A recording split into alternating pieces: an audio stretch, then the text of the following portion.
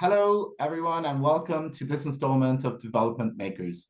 Today, I'm speaking with Dieu, Merci, and Christian, members of Vijana Twaweza Youth Club in Kakuma Refugee Camp, and winners of the World Food Programme Young Innovators East Africa Award for their development work in the camp.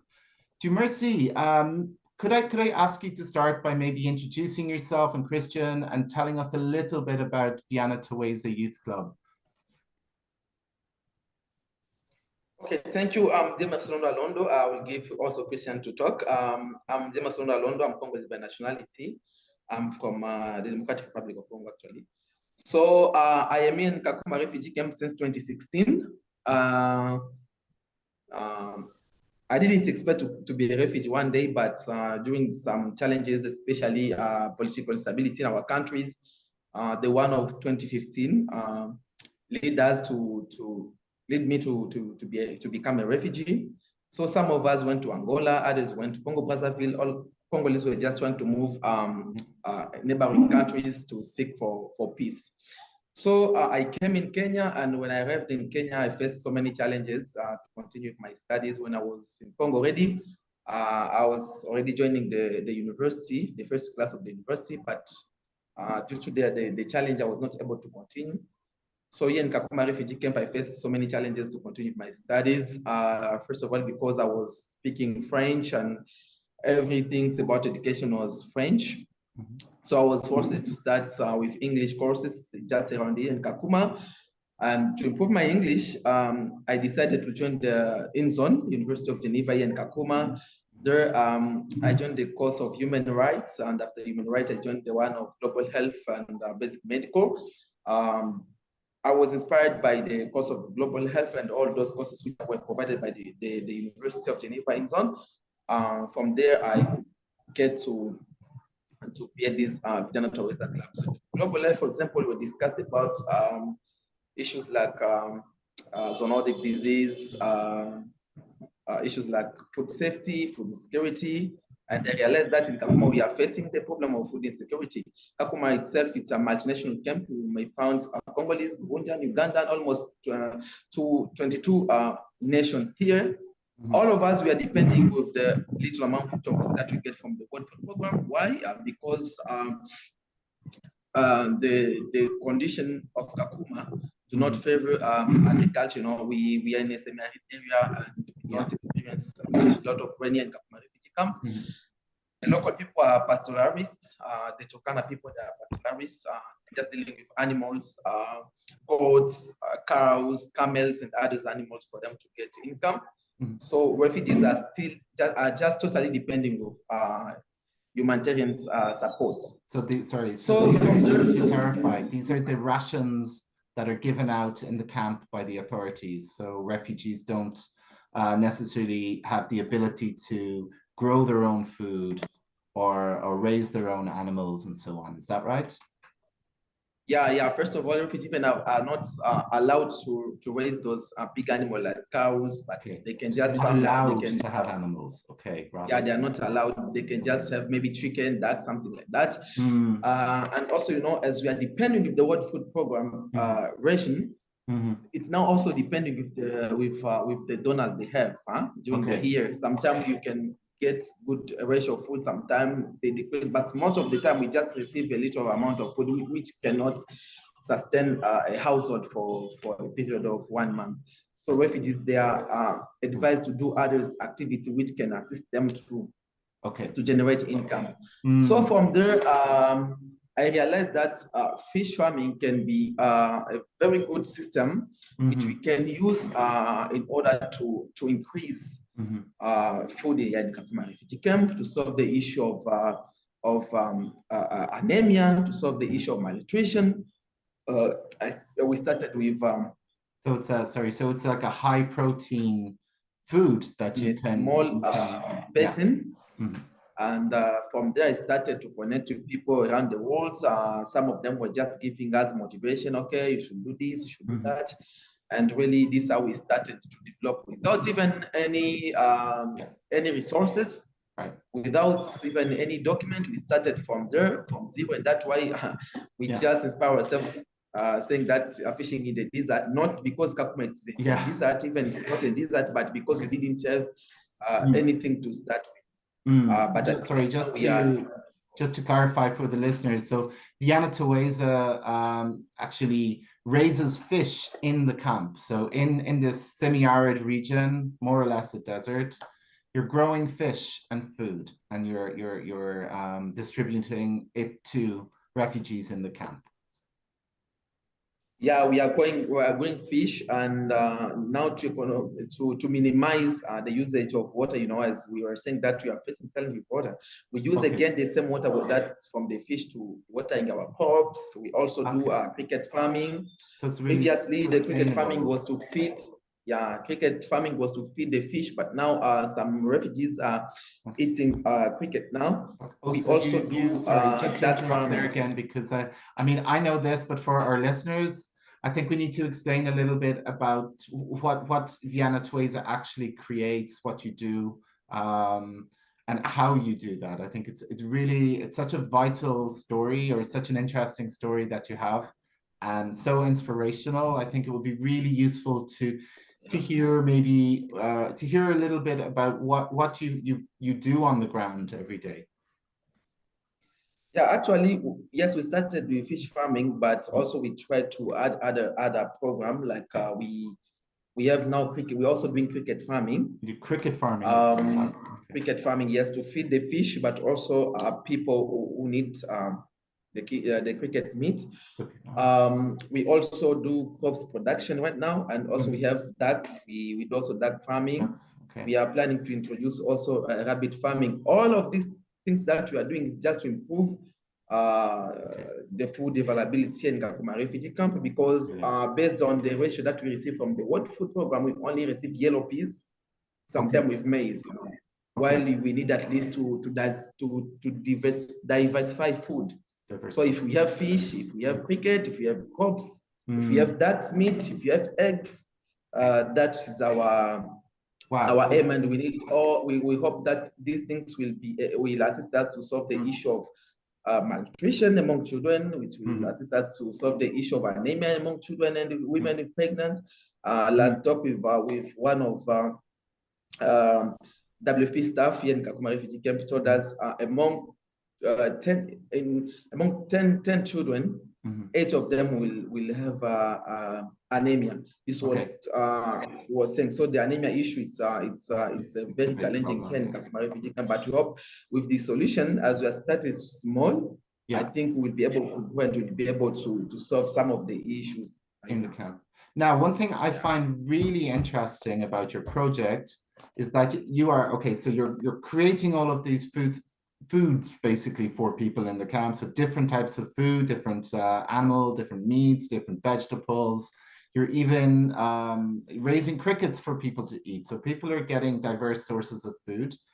But what's more interesting for me is that you're also teaching the next generation how to do the same thing. Can you tell us a little bit about your training program, or when you go around to the schools and you teach the little children how to do the same thing? Yeah, I will say this, and also I will welcome also Christian to give you idea with the Charlie at Jare Center. I think you had the idea before you leave the camp. So Christian is from Burundi. Well, with him here, but is now in Europe. I think he will introduce himself. So we tried to teach children here in the Kakuma Refugee Camp at primary school about sustainable agriculture. Here in Kakuma Refugee Camp, at primary school, there is the course of agriculture, but this is just like a theory program. So the children learn agricultural theory in school, in the camp. Is that right? Something like practical, so at least to assist the children during the holidays. It can keep them busy to do the crops production activities. So we went to 3 different schools here in Kakuma Refugee Camp, and per school we're teaching 30 primary school students. Sometimes it was even going beyond 30 because it was very, very challenging to control children, because everyone would have to join the session. And sorry, just for our listeners' sake as well, the primary schools in Kakuma, you could have anything from 50 to 200 students in one classroom. They're really oversubscribed. There isn't enough room in the class, so or there aren't enough classes, there aren't enough teachers. So yes, as you said, trying to teach that amount of students something like agricultural theory is not going to be the easiest task. This is what we did. We provided them some equipment, even though they were not enough, but at least we provided some equipment, some seed after the training. Then they started to farm just in their school. They started to farm in their school, and there were very good outcomes. Some of them get to buy uniforms. Some of them get to buy card books, and it's something which motivated us to see how we can again continue to support the children. So the idea was just to give them some basic training about sustainable agriculture by using permacultural principles, the design. So yes, that's one thing. Another thing I wanted to learn a little bit more about today was the guiding principles of the youth club. So you mentioned permaculture. I think equality is another big principle that you follow. Can you talk a little bit about the meaning behind the club and how it's organized as well? Thank you. First of all, the club is comprised of people from different nationalities, as we're in Turkana County, in Kakuma Refugee Camp. We have people from Burundi, Congo, Sudan. At least we try to be a bit diverse, and we have our leadership. So we have leadership, as you know, chairman. Sometimes we face challenges as members, but we try to solve based on our constitution, based just ourselves. So we are organized in that way, and everyone is just trying to place its role into the group. I don't know if I responded to the question. I feel like I didn't well understand the question. Yes, no, that's fine. Yeah, I can also add to that. So should I introduce myself first then? Yeah, you can, just if you want. I think we're running out of time, so we need to if you can just tell us a little bit about the principles, that would be great. Yeah, so my name is Chris, and I work with Vijana Twaweza since the time Vijana Twaweza was founded, and I work as a program manager. So my work is to make sure the organization is running smoothly. And because Vijana Twaweza is a diverse group, and the main reason was to bring people together, and also to promote peace, because most of the refugee living in the camp, they flee their country because of war reason. So we thought that even if you are focusing on improving food availability, it is also important to bring people together to create that understanding between humans. So that is the main meaning behind the group, the main meaning why we are such a diverse, although our main focus is on improving food diversity. Yeah, it's wonderful. I think you can really see that, and every time I talk to you guys, there's always a group of people, men, women, girls, boys, and so on, from so many different cultures, so many different backgrounds, so many different language skills, and all contributing. And I love the promotion of equality, equity, human rights, feminism, all of these wonderful things that are really embedded in I think, the framework of the club as well. Now, can you tell us a little bit maybe about some of the problems you faced starting the club and making it so successful, and how you overcome those problems, or how you succeeded when there are so many difficulties with organizing within the camp? So, I think when we started the organization, we started with a mindset of zero budget projects, because our aim was to improve food availability And Luundo, after I realized that Luundo is doing something great in the community, I decided to join him. So what we started focusing on mostly was agricultural, because our fish, we didn't have enough knowledge in fish rearing. So we started focusing on agriculture, and agriculture was much easier for us, and also help the development of the organization, because we were able to grow crops, and also sell some of the crops, and also donate some of the crops to the community members. And the money that the profit that we get from the crop that we sell, we use the profit for the development of the group. So this is when we started focusing much on fish, and with the money that we got from our crops, and with little donation that we received, we were able to purchase some how do we call it, for fish, like the polygon paper for fish. So we started our first pond, and that's the beginning of. So you started with this small idea with the small fish pond, and now I know you have a very big fish pond that's not necessarily just something dug a hole in the ground. It's a concrete construction. It's an amazing achievement in such a short period of time.